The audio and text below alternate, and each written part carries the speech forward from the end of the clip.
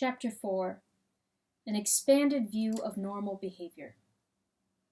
The biggest turning point in my healing was when I somehow stumbled into a support group for narcissistic abuse. Within a matter of hours, I found myself having aha moment after aha moment. I was completely overwhelmed with relief that I wasn't crazy or alone, because I felt like I'd found the missing pieces to the puzzle that was my life. Within a few weeks, I began to notice massive shifts in my thinking, and what was perhaps the most interesting to me was that while I felt relatively healed from what had happened to me, at least to the point where it wasn't negatively consuming my life, I realized that I had only just started. In many ways, the more aha moments I had, the crazier I began to feel, as any time I shared these insights with people outside of the group, I felt like they thought I was nuts. I'm not gonna lie, I had quite a few months where I really did second guess myself, and wonder if I was seeing problematic behavior in others as well as within myself correctly, or if I was making something out of nothing. When I began looking up the term narcissist and sociopath, that's when that first beam of light broke through the fog. So much began to make sense.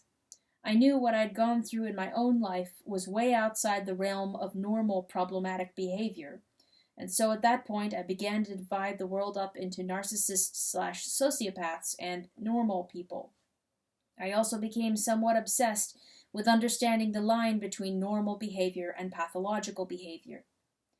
Dividing the world up into these two main categories gave me a lot of clarity, at first, because until that point I'd been walking around thinking that people were inherently good, and given enough love, understanding, rehab, religion, or therapy, they could be fixed.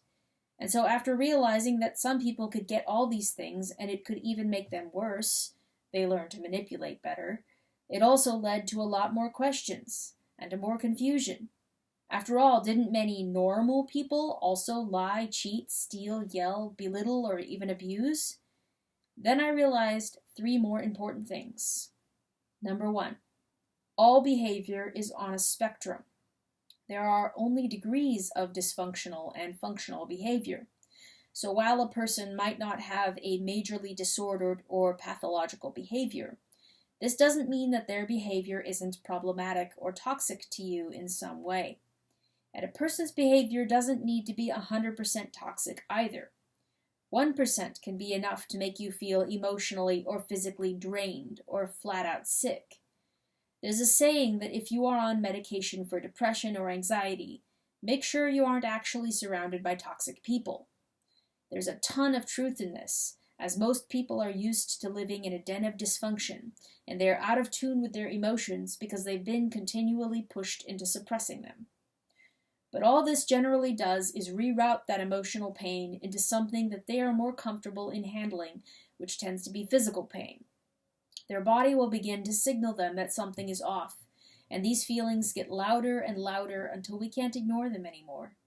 So ideally, spend as much time as you can around the healthiest people you can find, and soon you'll get used to feeling peaceful, empowered, and good.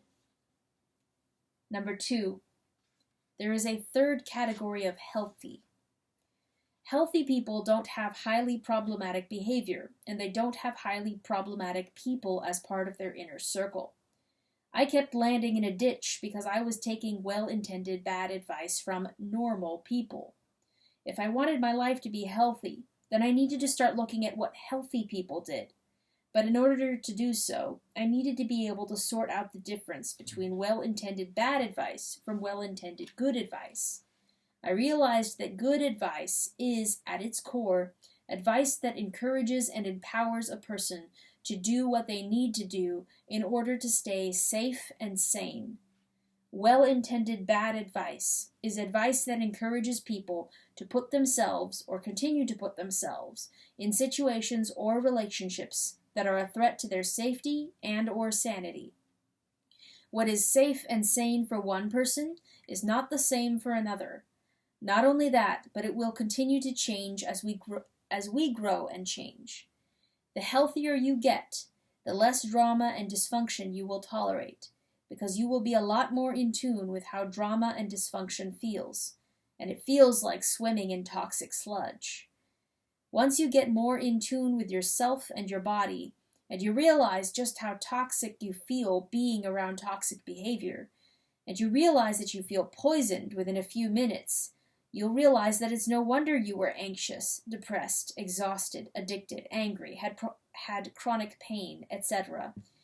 You were having a very healthy and normal reaction to a very unhealthy and abnormal situation. Number 3. Anyone can have toxic or problematic behavior.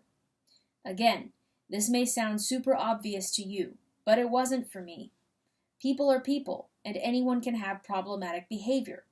So while we all like to think that we can spot problematic behavior coming, that isn't often the case, as we all filter our experiences through our biases, as well as many other filters.